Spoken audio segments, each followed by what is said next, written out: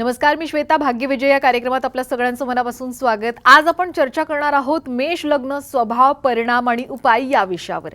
आणि आपल्याला मार्गदर्शन करण्यासाठी आज आपल्यासोबत स्टुडिओमध्ये आलेले आहेत सुप्रसिद्ध ज्योतिष आणि वास्तुतज्ञ डॉक्टर विजय चाटोरीकर. सगळ्यात आधी आपण त्यांचं स्टुडिओत स्वागत करूया. नमस्कार सर, खूप खूप स्वागत आहे. नमस्कार. आपण चर्चेला सुरुवात करणार आहोत. मला माहिती तुम्हाला खूप साऱ्या उत्सुकता आहे मेष लग्न याविषयी जाणून घेण्याआधी, पण सगळ्यात आधी आपण डॉक्टर विजय चाटोरीकर यांची ओळख करून घेणार आहोत. डॉक्टर विजय चाटोरीकर यांच्याबद्दल तुम्हाला सगळ्यांना माहितीच आहे, कारण ते गेले 20 ते 25 वर्षांपासून या क्षेत्रामध्ये कार्यरत आहेत.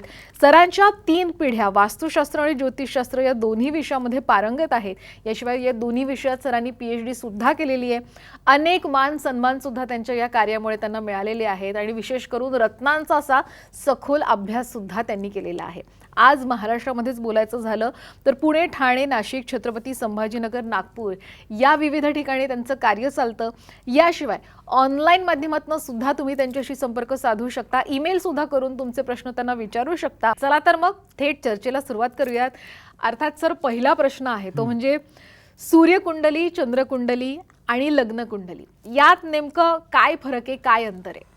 लग्न कुंडली म्हणजे नेमकं काय हे आधी आपल्याला पाहणं गरजेचं असतं की लग्न म्हणजे काय असतं. की लग्न म्हणजे कोणताही जातक जेव्हा जन्माला येतो ना, त्याच्यानंतर पूर्व क्षितिजावर जी रास असते ती आपण लग्न रास म्हणतो. म्हणजे आपल्या जन्म लग्न कुंडलीमधलं प्रथम स्थान जे असतं आपण ते राशीना त्या ठिकाणी ती लग्न रास म्हणून आपण ती रास तिथं मांडतो. म्हणजे समजा पूर्व क्षितिजावर सिंह रास असेल तर मग प्रथम स्थानामध्ये 5 आकडा येईल सिंह राशीचा जो आहे, आणि तिथून मग 5, 6, 7 असं 6 पर्यंत असे 12 आपण जे काही आपल्या पत्रिकेमध्ये 12 स्थानं असतात त्यानुसार आपण ते आकडे मांडत जातो. आता तू जे प्रश्न विचारलास की सूर्यकुंडली, चंद्रकुंडली आणि लग्नकुंडली. आता कसं आहे की सूर्य हा आत्म्याचा कारक आहे, चंद्र हा मनाचा कारक आहे. आणि महत्त्वाची गोष्ट काय असते की एखादी गोष्ट आपल्याला वाटणं आणि एखादी गोष्ट आपल्याला पाहिजे असणं. म्हणजे आपल्याला वाटणं म्हणजे सूर्यकुंडली, की मला असं वाटतं की माझ्या जीवनात असं असायला पाहिजे, आणि मला जे पाहिजे ते आपण मन सांगते की माझं आत्मा सांगतो की मला असं वाटतंय, आणि मन काय सांगतं की मला ते पाहिजे, माझं मनाची इच्छा आहे की ते असं व्हायला पाहिजे माझ्या आयुष्यामध्ये. तर आत्म्याला आणि मनाला जे वाटतं तर ते साध्य करण्याची जी कुंडली आहे ती लग्न कुंडली आहे. तर तुम्हाला जे वाटतंय, जे पाहिजे आणि ते कसं मिळवायचं आहे हे तुम्हाला लग्न कुंडलीवरून कळत असतं. त्यामुळे लग्न कुंडलीला आपल्या जीवनामध्ये अनन्यसाधारण असं महत्त्व आहे. आणि आपण जेव्हा कोणत्याही जातकाचं प्रिडिक्शन करतो किंवा आपण कुंडली जेव्हा पाहतो प्रथमदर्शनी आपण लग्न कुंडलीपासून कोणाचे भाग्येत किंवा त्यांचे जे काही आपल्याला पाहायचं असतं पत्रिकेमधले जे काही समस्या असेल किंवा त्यांना जे काही अंदाज आपण त्यांच्या जीवनातली आपण जे काही सुचवत असतो किंवा सांगत असतो ते प्रथम आपण लग्न कुंडलीवरून पाहत असतो. आपलं प्रथम स्थान जे असतं आपल्या कुंडली जन्म लग्न कुंडलीतलं त्याला आपण लग्नस्थान म्हणतो. तिथली जी रास असेल त्याच्यानुसार आपण त्याचं भाग्येत करत असतो. आणि प्रथम स्थान हे का महत्त्वाचं आहे तर प्रथम स्थान जे असतं ना हे तुमची बॉडी लँग्वेज सांगत असतं. तुमचं वागणं बोलणं कसं असणार आहे, तुम्ही कशा पद्धतीने विचार करणार आहात, तुमचं शरीर सौष्ठ कसं असणार आहे, तुम्ही उभे कसे टाकता, चालता कसे, बोलता कसे, बोलताना तुमचे हावभाव कसे असणार आहेत. तर एक तर तुमचं जे पहिलं जे इम्प्रेशन म्हणतो ना आपण कोणत्याही व्यक्तीचं आपल्यासमोर आल्यानंतर की त्याच्या कोणती लकब जी आहे की कोणाला कोणत्या लकबीमुळे कोण कोणाचे आकर्षित होऊ शकतं, तर हे आपण प्रथम स्थानावरून पाहत असतो. त्यासाठी लग्न कुंडलीमधलं लग्न हे फार महत्त्वाचं असतं आपल्या कुंडलीतलं प्रेडिक्शन करत असताना. बरोबर. आता मेष लग्न यांचं व्यक्तिमत्व नेमकं कसं असतं? आता आजचा विषय आपला आहे की मेष लग्न. आता आपल्या राशीचक्रामध्ये 12 राशी आहेत आणि मेष ते मीनपर्यंत ह्या 12 राशी आहेत. आणि प्रत्येक राशी कधी ना कधी कोणाचे प्रत्येकाच्या कुंडलीमध्ये वेगवेगळे लग्न असतात. तर प्रत्येक लग्नानुसार आपण ह्या आता इथून जे 12 एपिसोड घेणार आहोत कंटिन्यू आपण, तर प्रत्येक लग्नानुसार घेणार आहोत. तर पहिली जी रास आहे ती म्हणजे मेष रास आहे. आणि मेष लग्न जे असतं त्यांचं व्यक्तित्व किंवा वैशिष्ट्य म्हणू शकतो आपण त्यांना. एकतर मेष रास ही मंगळाची रास आहे, कारण तिथला अधिपती जो आहे त्या मेष राशीचा तो मंगळ आहे. आता मंगळ हा जो आहे तो धारिष्ठवान आहे, महत्त्वाकांक्षी आहे, पराक्रमी आहे. तर अशा वेळेस जेव्हा मेष लग्न असतं ज्या कुंडलीमध्ये किंवा ज्यांच्या कुंडलीचं लग्न मेष असतं असे लोकांचं जे वैशिष्ट्य असतं ते एकदम स्ट्रेट फॉरवर्ड असतात, धाडसी असतात, महत्त्वाकांक्षी असतात. आणि व्यक्तिमत्व म्हणजे त्यांच्याकडे जर पाहायला गेला त्यांचा एक ॲटिट्यूड असतो तो डायरेक्ट डॅशिंग म्हणजे समोर फाईट करण्याचाच असतो. ते डायरेक्ट धडक देण्याचं एक वैशिष्ट्य असतं. त्यांचे सरळ ते धडक देण्याच्या विचारामध्येच असतात. ते परिणामाची पर्वा कधीच करत नाहीत. त्याच्यामुळे काय असतं की मेष राशीचे व्यक्ती जे असतात ते कोणताही मागचा पुढचा विचार न करता ते डायरेक्ट ॲक्शन मोडवर असतं. तर त्याच्यामुळं परिणामाची पर्वा न करता ते ॲक्शन घेतात. त्यामुळे बरेचदा असंही होतं की त्यांचे निर्णय चुकतात पण जास्त करून त्यांचा स्वतःवर खूप भरोसा असतो. स्वतःच्या वैयक्तिक प्रवृत्तीवर त्यांचा भरोसा असतो, स्वभावावर त्यांचा भरोसा असतो. त्यामुळं त्या अनुषंगानं ते प्रत्येक गोष्टीवर मात करण्याचा प्रयत्न करतात आणि त्याच्यामध्ये ते यशस्वी पण बहुतांश वेळा ते यशस्वी होतात. आता याच्यामध्ये कसं असतं की आपण मेष लग्नाबद्दल पाहतो, मग तिथं कोणते ग्रह आहेत, मग त्यांच्या अष्टमेश कोण आहे, षष्टमेश कोण आहे, व्ययस्थानाचा कोण आहे, त्यांचा पापग्रह कुठं बसला, याच्यानुसार सुद्धा कमी जास्त फळ भेटतात. पण नुसतं मेष लग्नाचा जर विचार करायचा तर हे धडाडीनं प्रत्येक गोष्टीवर मात करू शकतात मेष लग्नाची लोक. नाही, नक्कीच. आणि यानंतर आता थोडे ईमेलच्या प्रश्नांकडे वळूयात. ज्याप्रमाणे तुम्ही आपल्या साम टीव्हीच्या प्रेक्षकांना वचन दिलंय की तुम्ही ईमेलद्वारे आलेले जे तुमचे प्रश्न आहेत, जे प्रेक्षकांनीच विचारलेले त्याला उत्तर देणार. यामध्ये आता सगळ्यात पहिला प्रश्न पालघरहून विचारला युतिका यांनी. त्यांनी जन्मतारीख सांगितली की 22/4/2000 आणि जन्मवेळ आहे 19:01 22/4/2000. ठीक आहे, 19:01 PM संध्याकाळी 7:01. येस, मुंबईत जन्म झालेला आहे. आता त्यांनी प्रश्न असा विचारला आहे की वैवाहिक समस्या आणि करिअर मधील अडचणी यावर उपाय सांगा. वैवाहिक समस्या आणि करिअरमधील अडचण. बरोबर. तर एक तर ह्यांची जन्मतारीख वेळेनुसार जन्म कुंडली पाहताना 3 गोष्टी फार महत्त्वाच्या असतात. एक तर जन्मतारीख, जन्मवेळ आणि जन्मठिकाण. आणि आता ह्यांची त्याच्यानुसार जर आपण गणित मांडलं तर त्यांची जी रास येते तर ती वृश्चिक रास येते, जी चंद्र रास असते. आणि त्यांची लग्न रास जी आहे ती तूळ आहे, म्हणजे प्रथम स्थानामध्ये 7 आकडा असला म्हणजे तूळ रास येते. आता ह्यांचा प्रश्न आहे वैवाहिक जीवनाचा. तर पहिली गोष्ट काय असते की वैवाहिक जीवनासाठी आपण सप्तम स्थानाला फार महत्त्व देतो आणि सप्तम स्थानातल्या ग्रहांची स्थिती कशी आहे हे जाणून घेणं फार गरजेचं असतं. की आता ह्यांची जर सप्तम स्थानाचं पाहिलं तर यांच्या सप्तम स्थानामध्ये सूर्य आहे, शनी आहे, गुरु आहे, मंगळ आहे. आणि अशी जेव्हा ग्रहांची स्थिती सप्तमात येते, आता मंगळ सप्तमात आहे म्हणजे ती मांगलिक कुंडली आहे. दुसरी गोष्ट सूर्य शनी तिथं आहे म्हणजे एकमेकाचे शत्रू तिथं बसलेले आहेत. आणि गुरु पण त्या ठिकाणी आहे. आणि गुरुचं एक वैशिष्ट्य असं आहे की गुरु ज्या ठिकाणी असतो त्या ठिकाणी तो लाभ देत नाही. आणि महत्त्वाची गोष्ट की तिथं शनी आहे. तर शनी काय आहे की शनी हे वैराग्याचा कारक आहे, तो नपुसक ग्रह आहे, त्याला वैवाहिक जीवनाशी काहीही घेणं देणं असतं. त्यामुळे जेव्हा सप्तमाशी संबंध येतो शनीचा, मग तो तिथे स्थानापन्न असो किंवा तिथला स्वामी असो किंवा त्याच्यावर शनीची दृष्टी पडलेली असो, अशा वेळेस वैवाहिक जीवनामध्ये बऱ्याच अडचणी येतात किंवा त्याच्यामध्ये जे सुख मिळायचं असतं त्याच्यामध्ये बरेचदा ब्रेक लागतं. किंवा माझ्याकडे अशा बऱ्याच पत्रिका आहेत की ज्यांचा सप्तमाशी शनीचा संबंध येतो, त्यांचे 2-2, 3-3 घटस्फोट पण होतात, तरी पण त्यांना वैवाहिक सुख मिळत नाही. तर अशा वेळेस योग्य ते जाणकार व्यक्तीचा सल्ला घेऊन त्याच्यावर परफेक्ट ॲनालिसिस आणि परफेक्ट सोल्युशन घेऊन जर ते काही उपाय केले तर फुल नाही फुलाची पाकळी म्हणजे दगडापेक्षा वीट मऊ म्हणल्यासारखं आपण संसाराच्या जीवनाचं जे काही सुख आहे ते आपण उपभोगू शकतो. तर यांच्या जीवनामध्ये हाच प्रॉब्लेम आहे की ह्यांच्या सप्तमात शनी आहे आणि सप्तमात मंगळ पण आहे आणि सप्तमात गुरु आहे आणि सूर्य पण पापग्रह तिथे बसलेला आहे. अशामुळे वैवाहिक जीवनामध्ये ह्यांना भरपूर संघर्ष करावा लागतो, भरपूर समस्या निर्माण होतात. दोघांचे बिलकुलच विचारांची देवाणघेवाण ती प्रॉपर नसते किंवा अंडरस्टँडिंग प्रॉपर नसते आणि एकमेकापासून एकमेकाला सुख न मिळणं, अशा गोष्टी ह्या शनी आणि सूर्य आणि मंगळामुळे तिथे होत असतात. तर अशा वेळेस त्यांनी जर वैवाहिक सुख मिळायचं असेल त्यांना तर शनीचा जप हवन करून घेणं गरजेचं आहे. सूर्य मंगळ एकत्र आलेले आहेत, सूर्य गुरु पण हा चांडाळयोग पण तिथं झालेला आहे. ह्या सगळ्यांच्या पूजा करून घेणं फार गरजेचं आहे. यासोबत सप्तमेश जो आहे त्यांचा तो मंगळ तिथेच स्थानापन्न झालेला आहे, पण भावचलित कुंडलीमध्ये तो अष्टम स्थानामध्ये जातो. त्यामुळे आरोग्याचे पण बरेच वैवाहिक जीवनामध्ये आरोग्यामुळे सुद्धा बरेचदा प्रश्न निर्माण होतात, त्यामुळे वैवाहिक सुख लाभत नाही. तर अशा वेळेला त्यांनी मंगळाची पण उपासना करणं गरजेचं आहे. यासोबत त्यांनी याच्यामध्ये काय होतं की जेव्हा अशी परिस्थिती निर्माण होते आपल्या वैवाहिक जीवनामध्ये किंवा कौटुंबिक जीवनामध्ये, तर अशा वेळेला माणूस फार फ्रस्ट्रेट होतं किंवा डिप्रेस होतो की माझ्याच नशिबात असं का, की मी तर आता सगळ्यांसाठी चांगलं करण्याचा प्रयत्न करते. कारण वृश्चिक रास प्रॅक्टिकल वागणारे लोक असतात, त्यांच्या मनामध्ये कोणताही दुजाभाव कोणत्याही व्यक्तीमध्ये नसतो. जे आहे ते खरं ते आहे ते मांडण्याचा प्रयत्न करत असतात, पण त्याच्यामुळे हितशत्रू वाटतात.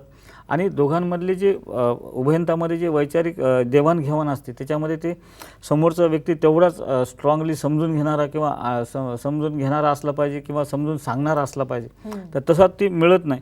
तर अशा वेळेला कुठेतरी मानसिक त्रास पण वाढण्याची शक्यता असते. तर अशा वेळेला यांच्या पत्रिकेमध्ये जर पाहिलं तर ह्यांचं जे भाग्यश आहे ते बुध आहे आणि पंचमेश जो आहे तर तो शनी आहे. तर यांनी शनीचं आणि बुधाचं रत्न जर धारण केलं तर नक्कीच त्यांना वैवाहिक जीवनाचे जे काही प्रश्न आहेत त्याच्यामुळे जे काही मानसिक त्रास होते तर तो कमी होऊ शकतो आणि त्यांच्या वैवाहिक जीवनामध्ये त्यांना चांगलं यश मिळू शकतं. तसंच त्यांनी आता करिअरबद्दल पण विचारलेलं आहे प्रश्न. आता करिअरसाठी आपण दशम स्थान फार महत्त्वाचं असतं, ते आपलं कर्मस्थान असतं आणि दशम स्थानाचा स्वामी चंद्र आहे, तिथे कर्क रास आहे आणि त्याच्यावर केतूची दृष्टी आहे. राहू तिथं स्वतः बसला आहे. ज्या अर्थी केतूची दृष्टी आहे त्या अर्थी राहू तिथं स्वतः बसलेला आहे. कारण राहू आणि केतू हे एकमेकासमोरच बसलेले असतात. जिथे राहू आहे तिथून 7व्या घरात केतू असतो आणि जिथं केतू आहे तिथून 7व्या घरात राहू असतो.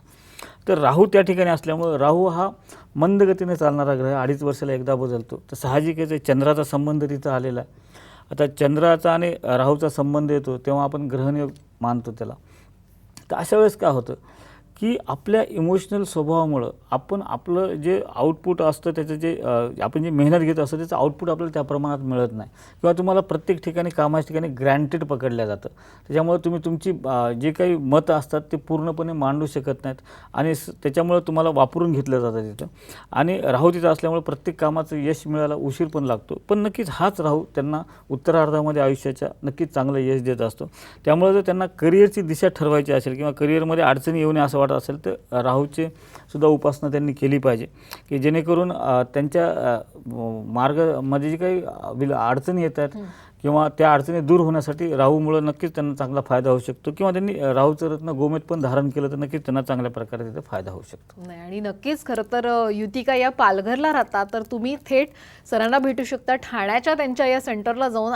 त्यासाठीचा ठाण्याचा जो नंबर आहे तो सुद्धा आम्ही तुम्हाला दिलेला आहे. नक्कीच सरांना तुम्ही संपर्क साधा आणि तुमच्या आणखीनही काही प्रश्न असतील त्याच्या सगळ्या शंका असतील त्याचं निरसन करून घेऊ शकता. तर प्रेक्षक युतिकाजी यांच्याप्रमाणे तुम्ही सुद्धा डॉक्टर विजय चाटोरीकर यांना ईमेलद्वारे प्रश्न विचारू शकता. याशिवाय त्यांच्या महाराष्ट्रातल्या विविध सेंटरला तुम्ही भेट देऊ शकता. यासाठी सुद्धा आम्ही सगळे क्रमांक तुम्हाला दिलेले आहेत. मेष लग्न याविषयी आणखीन सुद्धा आपण जाणून घेणार आहोत. पण वेळ झाली का छोट्याशा ब्रेकची. कुठेही जाऊ नका, पाहत रहा भाग्यविजय.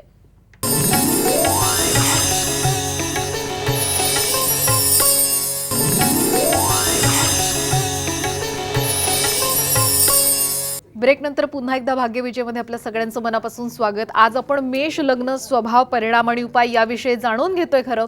पण याशिवाय प्रेक्षक तुम्ही जे काही मेलच्या माध्यमातून डॉक्टर विजय चाटोरीकर यांना प्रश्न विचारले होते त्याची उत्तरं सुद्धा आज सर आपल्याला देत आहेत. तर चला पुन्हा एकदा आपण चर्चेला सुरुवात करणार आहोत. आता पुन्हा एकदा मेलवरीलच एक प्रश्न घेणार आहोत. सर मेलवरून प्रश्न आलेला आहे खास तुमच्यासाठी. संभाजीनगर इथून आलाय. संकेत यांनी विचारलाय. त्यांची जन्मतारीख त्यांनी सांगितली की 9/3/98, सकाळी 11:44 जन्म झालाय त्यांचा आणि सांगलीला ते राहतात. म्हणजे सांगलीला जन्म झालाय त्यांचा खरं. आत्ता संभाजीनगरमध्ये जरी असले तरी. तर प्रश्न त्यांचा असा आहे की व्यवसायात यश मिळेल का की नोकरीत, त्यावर उपाय सांगा. महत्त्वाचं काय की यांची 9/3/1998चा जन्म आहे. 11:44 सांगलीचा. तर यांची जी रास आहे चंद्र रास ती कर्क आहे आणि लग्न रास जी आहे ती वृषभ आहे. आता यांच्या पराक्रम स्थानामध्ये कर्क रास आहे. व्यवसायासाठी काय असतं की आपण दशम स्थान पण पाहतो, आपलं पराक्रम स्थानसुद्धा तृतीय जे स्थान असतं ते सुद्धा पाहणं तेवढंच गरजेचं असतं आणि भाग्यस्थानसुद्धा पाहणं गरजेचं असतं आणि लाभस्थानसुद्धा पाहणं गरजेचं असतं. आता याच्यामध्ये जे पराक्रम स्थान आहे तिथे चंद्र बसलेला आहे म्हणजे तिथं मनाचा संबंध आला. दुसरी गोष्ट कर्मस्थान जे आहे तिथं सूर्य, गुरु आणि केतू बसलेले आहेत की त्यामुळं सूर्य हा पापग्रह आहे. गुरु तिथे असल्यामुळं गुरु कामामध्ये म्हणजे व्यवसायामध्ये यश देत नाही, विलंब लावतो आणि केतू तिथं असल्यावर तो सुद्धा वेळ लावतो प्रत्येक गोष्टीमध्ये. आता त्याच्यानंतर लाभ आपण पाहतो की लाभ कसा असणार. तर लाभस्थानामध्ये शनी, मंगळ आणि बुधाची युती झालेली आहे. मीन रास आहे तिथे. मीन राशीमध्ये शनी आहे, मंगळ आहे, बुध आहे. तर अशा वेळेस काय असतं की कष्टाचं जे फळ भेटत असतं ना ते फार उशिरा मिळतं. आणि एक तर कर्क रास आहे. लग्न रास वृषभ आहे. वृषभ म्हणजे शुक्राची रास आहे की त्याला स्वामी शुक्र आहे. तर मनाचा जिथं संबंध येतो तिथं संयम कमी असतो, चंचलता जास्त असते आणि व्यवसायामध्ये संयमाला फार महत्त्व असतं. आणि जेव्हा इमोशन्सचा संबंध येतो म्हणजे मनाचा संबंध आला तर इमोशन्स आले की मग तिथे व्यावहारिकता कमी पडते. माणूस इथून विचार करतो, हृदयापासून मनापासून विचार करतो, तिथं बुद्धीनं काम नाही करत. तर अशा वेळेला व्यवसायाच्या ठिकाणी बरेचदा नुकसान होण्याची शक्यता असते. तर माझं मत संकेतला असं त्यांना सांगणं असं आहे की त्यांनी व्यवसायापेक्षा नोकरीकडे लक्ष दिलं पाहिजे की जेणेकरून नोकरीमध्ये कसं असतं की सांगितलेलं काम पूर्ण करायचं असतं की तिथे स्वतःचं डोकं लावायची गरज नाही. तर अशा ठिकाणी तुम्ही काम करू शकता की जिथं तुम्हाला एक टार्गेट दिलेलं आहे आणि त्या टार्गेटनुसार तुम्हाला काम करायचं. अशा ठिकाणी तुम्ही चांगल्या प्रकारे नोकरी करू शकता, तिथे चांगल्या प्रकारचं यश पण मिळू शकतं. पण व्यवसायाच्या ठिकाणी तुमची फसवणूक होण्याची शक्यता आहे किंवा तुमच्याकडून ती व्यावहारिकता होणार नाही, तुम्हाला माणसं ओळखता येणार नाही, त्यामुळे बरेचदा आर्थिक अडचणीमध्ये तुम्ही येऊ शकता. तर त्यासाठी याच्यातूनही तुम्हाला कॉन्फिडन्स वाढण्यासाठी, कारण सूर्य गुरु कर्मस्थानामध्ये आहेत आणि चंद्र जो बसलेला आहे त्यामुळे ओव्हर थिंकिंग बरेचदा असते की त्यामुळे इमोशन्स खूप वाढतात आणि एक प्रकारचे निगेटिव्हिटी मनामध्ये भरपूर असते. तर अशा वेळेला ती निगेटिव्हिटी कमी होण्यासाठी तुम्ही एक नीलम आणि पाचू धारण केलं पाहिजे.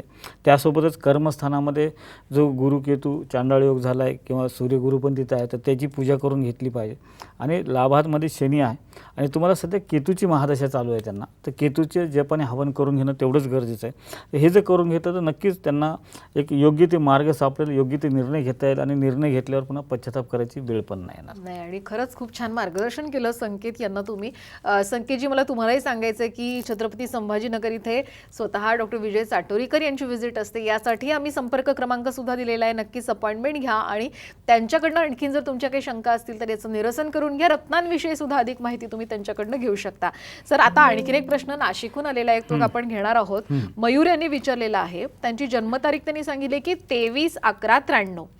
ठीक आहे, 23/11/1993. 1993 सांगितलेली आणि वेळ सांगितली आहे 1:30 AM. मध्यरात्र आहे.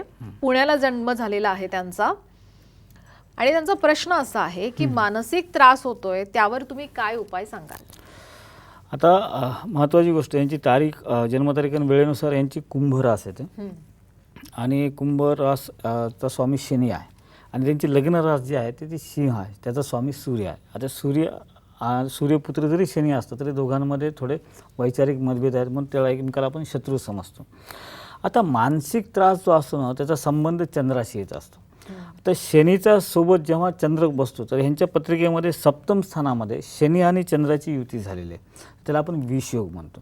जेव्हा विषयोग असा निर्माण होतो तेव्हा ओव्हर थिंकिंग खूप वाढते, माणसाची निगेटिव्हिटी वाढते आणि त्याच्यामुळे छोट्या छोट्या गोष्टी मनाला लावून घेतल्या जातात. आणि सध्याची त्यांची ग्रहांची स्थिती पाहिली तर सध्या त्यांना शनीची 7.5चा दुसरा टप्पा पण चालू आहे, तर त्यामुळे शनीची 7.5 पण आहे. आणि महत्त्वाची गोष्ट, हा मानसिक त्रास होतो का? त्याचं कारण आहे की ह्यांच्या चतुर्थ स्थान जे आहे त्याला कौटुंब स्थान म्हणतो आपण, त्या ठिकाणी राहू सूर्य मंगळ बसले, त्यामुळे कुटुंबातल्या लोकांकडून व्यवस्थित ह्यांना समजून घेतलं जात नाही आणि वरिष्ठांकडून जे योग्य मार्गदर्शन मिळायला पाहिजे असतं त्यांना की त्या प्रमाणात ते मिळत नाही किंवा ह्यांच्यामध्ये ती त्यांच्यापर्यंत आपली गोष्ट पोहोचवण्याची जी मानसिकता असायला पाहिजे किंवा ती बोलण्याची डेअरिंग असायला पाहिजे ती विषयोगामुळं नसते. त्यामुळे ते स्वतःच्याच मनामध्ये विचार करत राहतात, मी असं बोललो तर त्यांना काय वाटेल, मी तसं बोललो तर त्यांना काय वाटेल, म्हणजे दुसऱ्यांचा विचार करण्यामध्येच स्वतःचं नुकसान होत असतं. त्यामुळं मला एक सांगायचं आहे मयूर यांना की तुमच्या मनामध्ये जे आहे समोरच्याला काय वाटतं याच्यापेक्षा तुम्हाला काय वाटतं हे फार महत्त्वाचं असतं. आणि जर तुम्ही तुमच्या ज्या भावना आहेत, तुमचे जे मत आहेत ते समोरच्याला काही वाटू, ते पटू न पटू, पण तुम्ही ते मांडणं फार गरजेचं असतं. ज्याला पटलं ते घेतील, ज्याला पटलं नाही ते नाही घेणार, पण तुम्ही तुमच्या मनातल्या भावना किंवा मत हे व्यक्त केले पाहिजेत की जेणेकरून तुमचा जो मानसिक स्ट्रेस आहे तो कमी होऊ शकतो. आणि त्यातल्या त्यात याच्यातून बाहेर पडण्यासाठी तुम्ही मंगळाचं जे रत्न आहे पवळा ते तुम्ही धारण करा, त्यासोबतच तुम्ही गुरुचं जे रत्न आहे पुष्कराज ते धारण करा. त्याच्यामुळे तुमचं मनोबल वाढेल, तुमचं ज्ञानामध्ये अजून भर पडेल. गुरु हा ज्ञानाचा कारक असतो आणि मंगळ हा धारिष्ट्याचा आणि धैर्याचा पराक्रमाचा कारक असतो. त्यामुळं तुमचं धैर्य वाढण्यासाठी, तुमचं धाडस वाढण्यासाठी तुम्हाला तिथं नक्कीच त्याचा उपयोग होईल. आणि शनिचंद्र एकत्र असल्यामुळे विषयोग आहे, तर नक्कीच त्या विषयोगाची पूजा करून घ्या की जेणेकरून ओव्हर थिंकिंग तुमची कमी होईल आणि निगेटिव्हिटी कमी होऊन तुम्हाला योग्य ते निर्णय घेता येतील. नाही, आणि खूप छान मार्गदर्शन केलं मयूरजी. तुम्हाला सांगायचं खरं, नाशिकला स्वतः डॉक्टर विजय चाटोरीकर यांची व्हिजिट असते, त्यासाठी संपर्क क्रमांक दिलाय. नक्कीच अपॉइंटमेंट घ्या आणि सरांना भेटून तुमच्या सगळ्या शंकांचं निरसन करून घेऊ शकता. सर, थोडं आजच्या विषयाकडे पुन्हा यायचं आहे. मेष लग्न ज्यांचं आहे अशा व्यक्तींचं आरोग्य नेमकं कसं असतं? एक मेष म्हणजे मंगळ म्हणजे काय असतं की एक तर धाडसी पराक्रमी असल्यामुळं उष्णतेचे त्रास त्यांना थोडे जास्त असतात, हीटचे किंवा आम्ल पित्त ज्याला म्हणतो आपण ॲसिडिटी, ह्या गोष्टी त्यांना जास्त असतात. त्यामुळं ॲसिडिटीचा किंवा पोटाचे विकार, जे डायजेशनच्या बाबतीतले जे काही विकार असतात ते जास्त होण्याची शक्यता असते. कारण काय की मंगळ हा अग्नीसारखा, जसं सूर्य अग्नी आहे तसं मंगळामध्ये सुद्धा तेवढे तेजस्वीपणा आहे, तापटपणा आहे आणि अमलावर तो काम करतो, म्हणजे पित्तावर तो काम करतो, त्यामुळे तो तुमच्या डायजेशन सिस्टीमवर जास्त परिणाम करत असतो. त्यामुळे जर तुमच्या पत्रिकेमध्ये मंगळ जरी मेष लग्न असेल, तुमचा मंगळ जर समजा अष्टमात असेल किंवा षष्टमात असेल, तर अशा वेळेस तुम्हाला चलत छोट्या छोट्या गोष्टीसुद्धा इजा होऊ शकतात, मार लागू शकतो. किंवा शनीचा संबंध कुठं तुमच्या मंगळाशी येत असेल तर लहान मोठे अपघात होण्याची शक्यता असते. तर ह्या गोष्टीपासून थोडं सावध राहणं फार गरजेचं आहे. आणि त्यासाठी तुम्ही मंगळाची उपासना केली तर नक्कीच त्याच्यापासून जो होणारा त्रास आहे तो त्याची जी तीव्रता आहे आपण ती कमी करू शकतो. मंगळाचं रत्न पोवळा आहे, त्याला आपण कोरल म्हणतो किंवा मुंगा पण म्हणतो. तर ते रत्न तुम्ही धारण केलं पाहिजे. पण कसं असतं, बरेचदा हे रत्न धारण करत असताना जाणकार व्यक्तीचा सल्ला घेणं फार गरजेचं आहे. तर महत्त्वाची गोष्ट की ह्या ग्रहांची जे सानिध्य तुमच्या पत्रिकेमध्ये कोणकोणत्या स्थानामध्ये ते ग्रह आहेत हे जाणकार व्यक्तीला दाखवा, नंतरच ते रत्न धारण करा, की जेणेकरून तुम्हाला चांगल्या प्रकारचे त्याचे रिझल्ट तुम्हाला मिळू शकतात किंवा ते घेऊ शकतात. आणि अर्थात तुम्ही जसं मेष लग्न म्हणालात, मंगळचा उल्लेख केला, मग अशा लोकांचं साधारणपणे वैवाहिक आयुष्य कसं असतं, प्रेमसंबंध कसे असतात? नक्कीच एक पुरुषार्थी रास आहे. त्याच्यामुळं त्यांना समोरच्या पार्टनरकडून प्रेमाची अपेक्षा खूप असते किंवा हे स्वतः ॲग्रेसिव्ह असतात किंवा धाडसी असतात. मग अशा व्यक्तीला जेव्हा आपण अशा व्यक्तीचा जो लाईफ पार्टनर असतो तो तसाच त्याला मिळाला पाहिजे, तेव्हा ॲक्शनला रिॲक्शन मिळाली पाहिजे. तर ती जर तशी नाही मिळाली तर मग तिथे कुठेतरी वैवाहिक जीवनामध्ये प्रेमसंबंधामध्ये कुठेतरी अडचणी येऊ शकतात. पण ह्यांचं जास्त करून सिंह राशीसोबत किंवा धनुराशीसोबत खूप चांगलं रोमॅन्टिक त्यांचं जीवन असू शकतं, सिंह राशीसोबत किंवा धनुराशीसोबत. पण त्यासोबत कन्या रास, मकर राशीसोबतसुद्धा ते चांगल्या प्रकारे ॲडजस्ट करून घेतात, मिथुन राशीसोबतसुद्धा चांगल्या प्रकारे ॲडजस्ट करून घेतात. पण सगळ्यात चांगलं रोमॅन्टिक जीवन जर ह्यांचं वैवाहिक जीवन जर पाहायचं असलं तर सिंह राशीसोबत आणि धनु राशीसोबत चांगल्या प्रकारे होऊ शकतं. त्याचं कारण असं आहे की मेष ही अग्नितत्वाची रास आहे, सिंहरास पण अग्नितत्वाची आहे आणि धनुरास पण अग्नितत्वाची आहे. त्यामुळे ह्यांचं तत्त्व जुळलं जातं. त्याच्यामुळे नक्कीच त्यांना एकमेकापासून जी काही ऊर्जा किंवा एकमेकापासून जी काही अंडरस्टँडिंग असेल किंवा वैवाहिक जीवनामध्ये किंवा असं प्रेमामध्ये काय असतं की एकमेकाला समजून घेणं फार महत्त्वाचं असतं. आणि ते त्या ठिकाणी गेल्याशिवाय आपण एकमेकाच्या भावना नाही समजून घेऊ शकत. आणि ते एकाच तत्त्वाचे असल्यामुळे ते चांगल्या प्रकारे एकमेकाला समजून घेऊ शकतात आणि त्यांचं वैवाहिक जीवन आणि प्रेमी जीवन ज्याला म्हणतो आपण रोमॅन्टिक जीवन, ते पण आनंदाचं होऊ शकतं. आणि खऱ्या अर्थाने मेष लग्न यांच्याविषयी खूप छान सांगितलं तुम्ही. अगदी मला वाटतं मेष लग्न ज्यांचं आहे त्यांना हे पटलं सुद्धा असणार आहे. तर अशाच पद्धतीने खरं आपले वेगवेगळे जे प्रश्न आहेत, वेगवेगळ्या राशी, त्यांच्याबद्दल आपल्या प्रेक्षकांनाही जाणून घ्यायला नक्कीच आवडणार आहे. पण खरं तर तुर्तास या कार्यक्रमामध्ये सध्या वेळ झाली इथेच थांबण्याची. खरंच तुम्ही इथे आलात, खूप छान मार्गदर्शन केलं, धन्यवाद. धन्यवाद. यानंतर भाग्यविजय या कार्यक्रमात वेळ झाली इथेच थांबण्याची. आपण कुठेही जाऊ नका, पाहत रहा साम टीव्ही.